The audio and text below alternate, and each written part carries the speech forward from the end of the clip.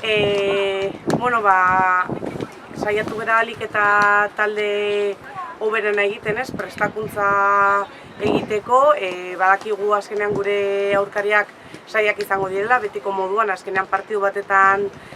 dana jolaste dugu, eta azkenean 80 minutu dira, bi egunetan, eta saiatuko gara alik eta hoberen egiten, badakit azkenean taldeak oso ondo egingo dula, eta zelaian ondo arituko dela, baina azkenean saiatuko gara hori alik eta hoberen egiten,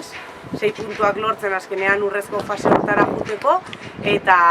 urrezko fasera iristen baldin bagara, eta bestela zilarrezkora, azkenean alik eta hoberen egiten, eta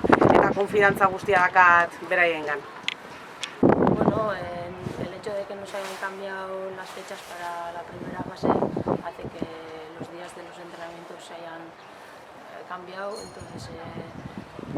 tenemos un poquito tiempo para hacer el grupo, pero creo que estamos haciendo un buen trabajo, reuniendo a jugadores de muy buena calidad, y